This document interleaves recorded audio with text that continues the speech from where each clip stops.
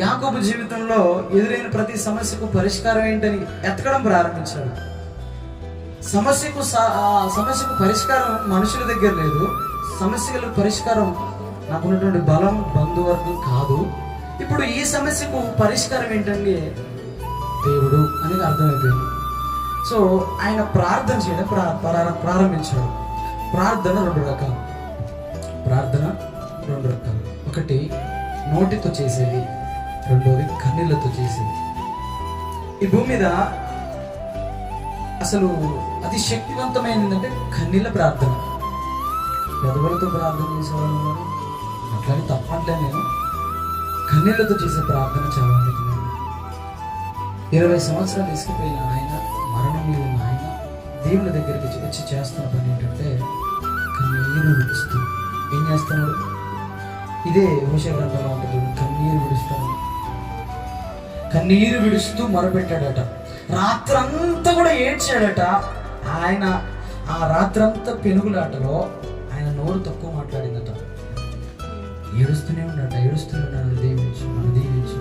పదే ఒక పదం కాదు, ఆ పదం వెనక వచ్చిన కన్నీళ్ళు చాలా అవుతున్నాయి. ఇప్పుడు ఎంత శత్రువైనా మన దగ్గర ఏడిస్తే మనం కనుకరిస్తామండి. మనం మోసం చేసిన వాడు వచ్చి తప్పైంది అని ఒప్పుకున్న దానికంటే నోటితో తప్పైంది ఆయన సారీ అన్న దానికి తప్పుని కళ్ళ ద్వారా అంటే కన్నీళ్ళ ద్వారా ఒప్పుకుంటే మనకి ఎంత కఠినమైన కొంచెం జాలిపడతారండి.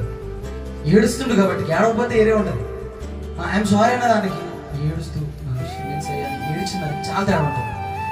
యాకోబుకి అర్థమైపోయింది దేవుని వీక్నెస్ ఏంటో. దేవుడు ఏడిస్తే తక్కువలేదు.